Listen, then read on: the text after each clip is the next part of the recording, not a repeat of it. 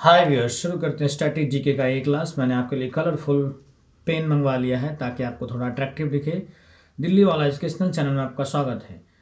2 दिसंबर 1984 में भोपाल का gas strategy Bhopal gas त्रासदी हुआ था।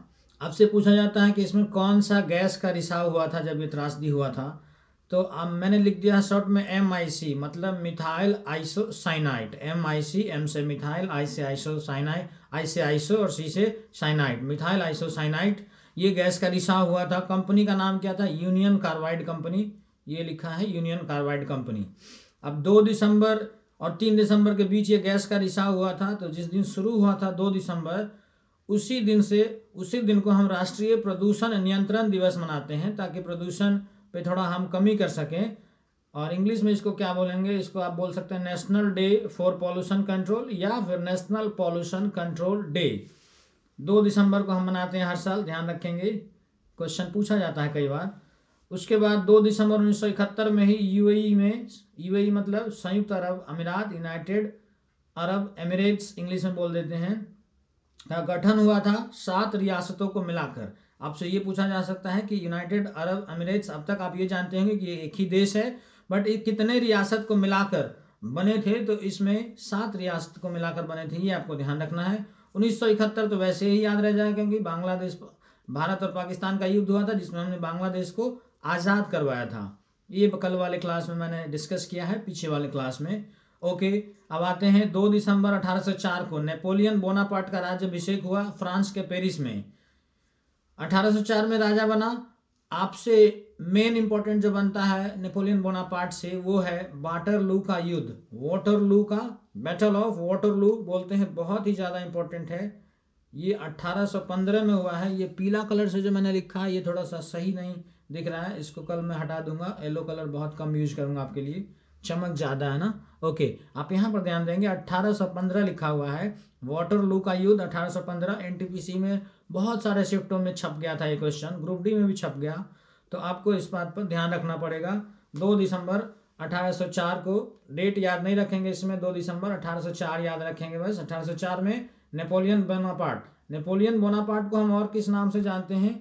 ये दुनिया के सबसे महान सैनिक के नाम से जाना जाता है। बहुत बड़ा, बहुत बहादुर सैनिक था। इसने इतनी बड़ी टीम खड़ी कर दी थी कि रसिया, जर्मनी और प्रूसिया, इन सब की हालत ख़राब कर दी थी इसने, ऑस्ट्रिया वगैरह की। ये सब इकट्ठे होकर मिल के लड़े थे, तब जाके इसको हरा पाए थे।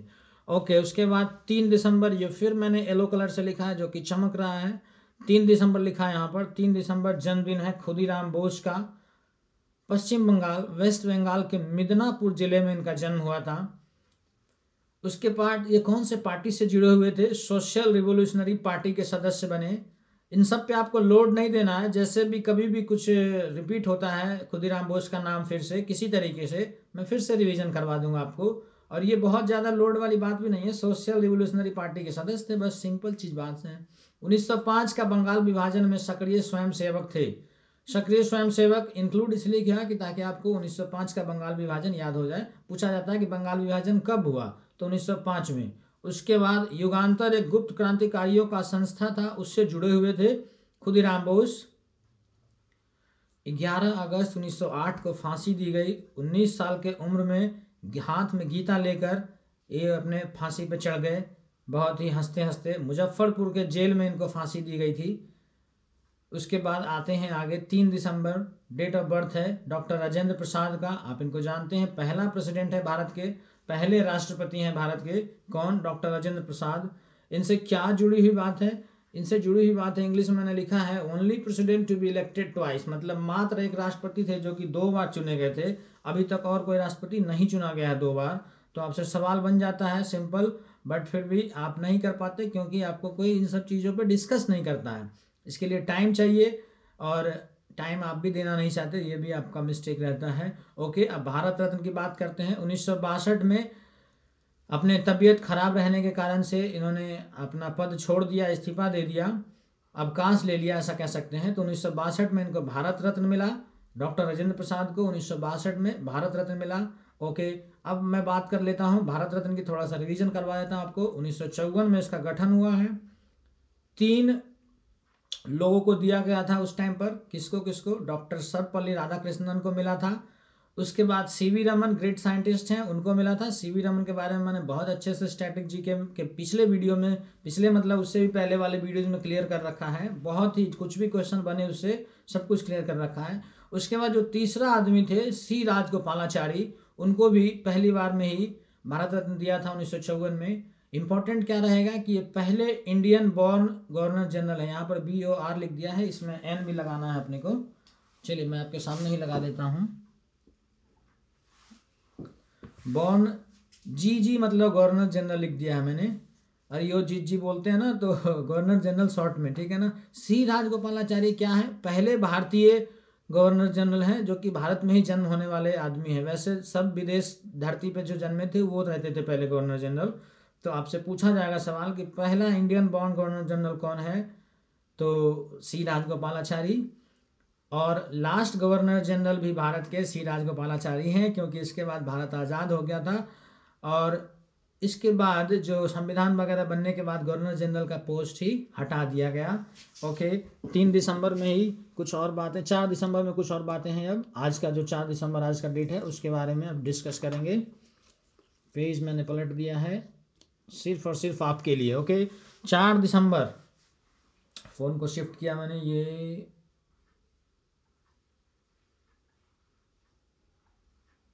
ये देखिए मैंने शिफ्ट कर दिया है थोड़ा सा और ऊपर। अब देखिए ध्यान से, 4 दिसंबर 1971 में भारत पाकिस्तान का युद्ध हुआ था, जिसमें आपको पता ही है बांग्लादेश को हमने आज़ाद कर लिया था। उसके बाद 16 दिसंबर को आपको ये भी पता है कि हम विजय दिवस मनाते हैं। और 26 जुलाई को पिछले क्लास में मैंने बताया था कारगिल विजय दिवस मनाते हैं। दोनों में डिफरेंस रखेंगे।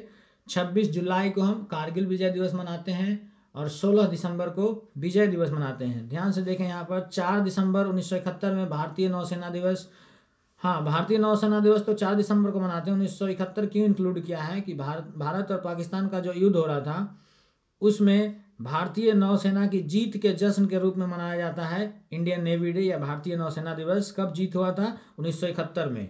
तो ये 4 दिसंबर। यहाँ तक अगर एग्जामिनर नहीं रुक रहा है तो आपसे आजकल ये सवाल पूछ रहा है कि कौन सा ऑपरेशन था 1971 में जिस ऑपरेशन के तहत भारतीय नेवी को जीत मिली थी या भारतीय नौसेना को जीत मिली थी पाकिस्तान नौसेना पर। तो ऑपरेशन ट्राइडेंट एक ऑपरेशन का नाम है, हिंदी में भी ट्राइडेंट ही लिखा रहेगा आपके लिए। बहुत ध्यान से देखेंगे क्वेश्चन, ऑपरेशन ट्राइडेंट चलाया था इंडियन नेवी ने। ओके, अब ये जो सवाल है, ऐसे सवाल जब आपके एग्जाम में आते हैं तो आप कहते हैं कि ये लूसेंट वगैरह में नहीं दिया है। तो जी हाँ, आज के सिलेक्शन के लिए लूसेंट तो ज़रूरी है, बट उसके हिसाब से थोड़ा अपडेट भी करना है आपको। नहीं तो क्या होगा कि लूसेंट में इतनी सारी चीज़ें आप पढ़ते रहते हैं, भूलते रहते हैं, और फिर कुछ क्वेश्चंस भी अपडेट हो रहे हैं, जो क्वेश्चंस आ जाते हैं अलग से तो वो भी आप नहीं कर पाते, प्लस जो भूल जाते हैं वो, इसलिए आप माइनस में रहते हैं हमेशा।